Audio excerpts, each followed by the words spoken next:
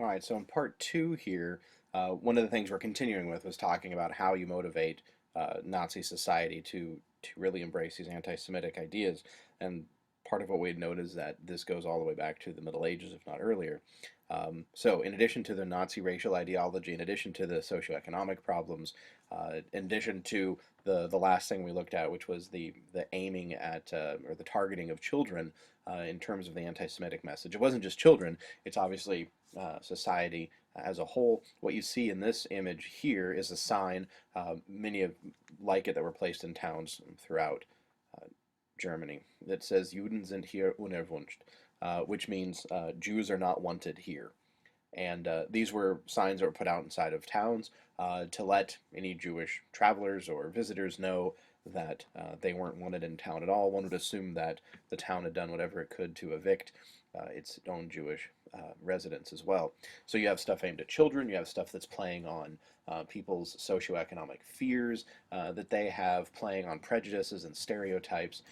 Another thing that, in terms of the propaganda that the Nazis did, is they blame the Jews for being both capitalists and communists at the same time.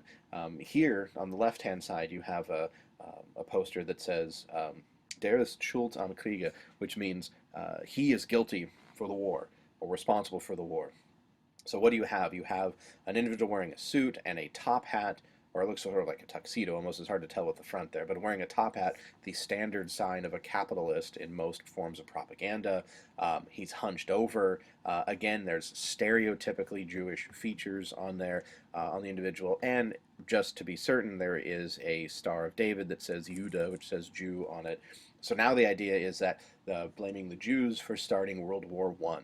So not the Serbs, not the Austrians, not the Russians, the people who were actually responsible for most of the beginnings of the warfare, but blaming the Jews somehow.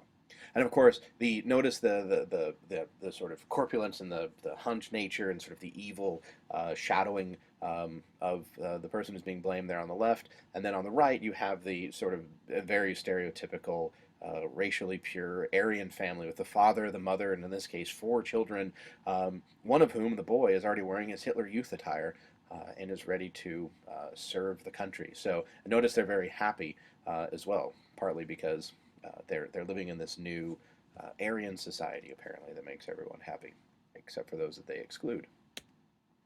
So some of the early solutions that the Nazis came up with to what they called the Jewish problem was a variety of things. One of those was the Nuremberg Laws, the Nuremberg Laws of 1935. These laws, in part, forbid Jews and Gentiles from marrying. So that is, essentially no Aryans, no Nazis could marry, or any Germans could marry Jews. Jews were banned from a whole series of professions. Anyone of even a quarter of Jewish blood became a non-citizen, so you lost your rights. They lost all of those political rights. Later laws in 1938 forced Jews to add the names of Israel or Sarah to their name as well. You also had to have a J stamped on your passport to make it more easily identifiable. And as we'll see even later, there's going to be yellow stars on clothing. When you have in terms of these, you also have these boycotts that take place of Jewish businesses. And one of the things that you see here in this picture are 3 SA men, men from the Sturmabteilung, the brown shirts, the stormtroopers, and they are standing out in front of a Jewish business which has its doors closed, and they're basically saying, Germans, wake up, don't buy from the Jews. And the idea here, of course, is that any good Germans would support only Aryan businesses and not any Jewish businesses, and therefore, if you did, you were being unpatriotic and contrary to the laws and the intent of Nazi Germany. There were also a series of pogroms. Pogroms are essentially race riots, which took place in Germany and across Central and Eastern Europe. They took place at various times, and these also date all the way back to the Middle Ages as well. But the worst of these race riots, these pogroms, was Kristallnacht, the Night of Broken Glass, November 9th to 10th, 1938. This is when synagogues and cemeteries and storefronts and other properties of the Jews were destroyed. Uh, Here is an image from that time. Here's a synagogue that has been set on fire. Now, this is in part, it seems like a coordinated plan by particularly by members of the Nazi Party to essentially terrorize the Jews and force them out of Germany.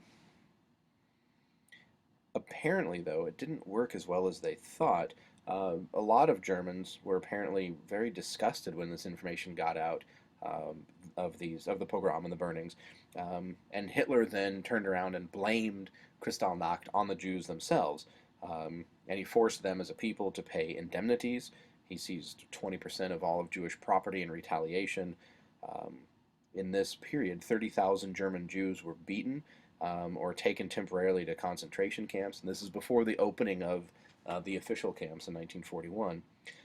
17,000 German Jews of Polish descent were forced out of Germany and sent back to Poland, where, of course, by the end of the next year, they're already part of Nazi Germany again because of the invasion.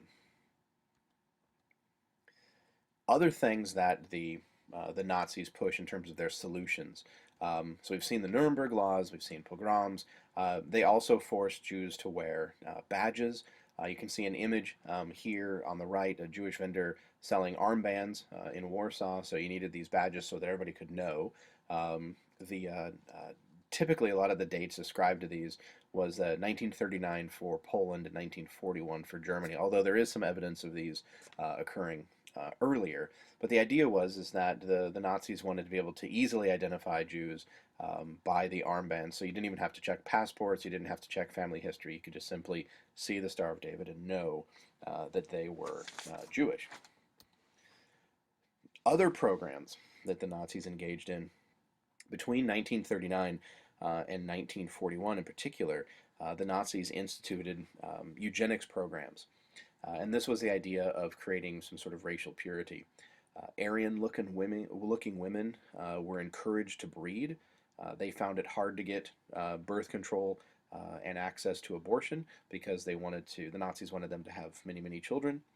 They'd be compensated for having children with Nazi party members, even if they weren't married. In some cases, when the Germans finally invaded Poland, Aryan-looking children were stolen from Poland and occupied territories, given to German families. There was often lies told to the families about the children's origin, maybe saying that they were war orphans. In the case of minorities within German society, many of them found that access to birth control was opened up, and in other words, that the Nazis didn't want them to breed.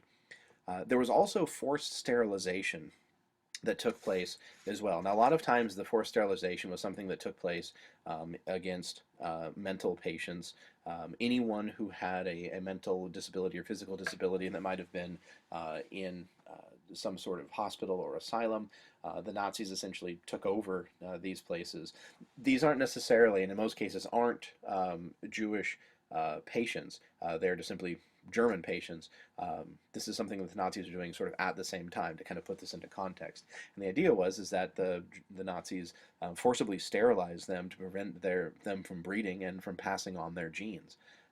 And there was oftentimes, if that didn't seem to be working, then the Nazis at first openly promoted the idea of euthanasia, that they would just simply, if people had mental or physical disabilities, that it was, as they said, a burden or a strain upon the state and its resources, and therefore it would be best for the state to eliminate them. They also had said, they tried to make it in terms of a moral argument, saying that they were doing it for the individuals to alleviate their suffering, when really what they were trying to do was just make a sort of racially pure society. So eugenics, sterilization, euthanasia, not all of those aimed at Jews, but these are things that are taking place at the same time. As I mentioned before, in terms of the stages, and particularly in the second stage of the final solution, that's when you see the rise of the use of ghettos, particularly say after the war begins, but particularly 1940 all the way up into 45. After the Germans invaded Poland, for example, they rounded up all the Polish Jews into ghettos where they could be monitored until they were deported to concentration camps. And we're talking about hundreds of thousands of people crammed into very small neighborhoods. In some cases, you're looking at, and it didn't start off exactly like this, but as the ghettos sort of grew in size or in terms of population, you could have an average of 9 people per room. There was incredibly high death rates because of starvation and disease. As the videos that you've seen, or that you'll be watching, particularly the one about the master race, the People's Century master race, that there was a massive restriction in food to the Jews in these ghettos, and so what this meant was that oftentimes they are 2, 3, 4 times fewer calories that the Jews are able to get compared to Germans on the outside and the rest of, say, Warsaw. And so this leads to terrible, terrible situations. This is a photograph of image from the Warsaw Ghetto, where individuals are being rounded up. You can see the German soldiers on the right side there. And people are often forcibly taken up and moved out of different parts of the ghetto, moved into different territories or different houses, and sometimes eventually by the end, particularly after 1941, many times the Germans simply come by and take Jews out, relocate them by putting them on trains, and then simply sending them off to the camps, as we'll see. This map here which I believe was in the New York Times. This map here shows all the different ghettos that were set up for Jews in Eastern Europe. So you can see, now this has modern states boundaries on them. You can see Germany there on the far left side of the map, and then you can see in Poland, just to the left of that, you can see where Warsaw is. You can see places, cities in Belarus like Minsk. You can see Kiev in Ukraine, and so this shows you essentially Nazi-controlled territory. That's the areas. All of sort of that kind of beige area. All of those red dots represent one Jewish ghetto of at least 1,000 people. And so there, obviously, you see a whole scattering, a concentration of them in Poland itself, but they go all throughout Russia, up into the Latvia, into the Baltic states, all the way down into Ukraine, very close to Moscow itself, almost all the way down, well past Stalingrad into Georgia. So these are areas where they simply concentrated of the Jews into ghettos. And much more than had been previously known. So at the bottom there it says 350 additional ghettos were established in states aligned to Nazi Germany. So each of those is essentially a death trap for its inhabitants. So in addition to ghettos then, one of the things that took place as the Nazis began to change their policy from concentration to extermination, this is when they started using death squads, and this was as early as 1939, as some of the Nazi armies moved into places like Poland, for example, in 1939, and then continued. Ultimately, when they continued westward, eastward, when they began their invasion of Russia, they sent in death squads to round up Jews. This is prior to having these sort of official camp systems set up, and so they utilized what are known as Einsatzgruppen. Einsatzgruppen are a segment of the SS, the Schutzstaffel, and what they would do is these are essentially known as mobile killing units. They would roam the countryside, finding village after village. They would round up the Jews there.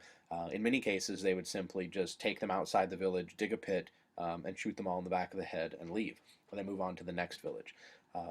In other cases, they tried to make it a bit more sort of organized. What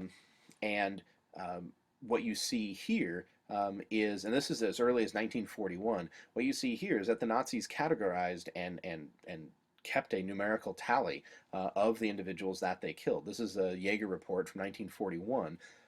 And during this period, from July to December 1941, the Einsatzgruppen exterminated almost 140,000 Jews. And they categorized them by male Jews, female Jews, and children. And that's what you see in the 3 columns. The first column in those areas are male Jews. If you take the one at the top, so you have 993 male Jews. It looks like 1,670 female Jews and 771 children. That's in one day what they exterminated. All of those lines are exterminations until you get to the bottom total of this. This is only a 6-page pamphlet of 140,000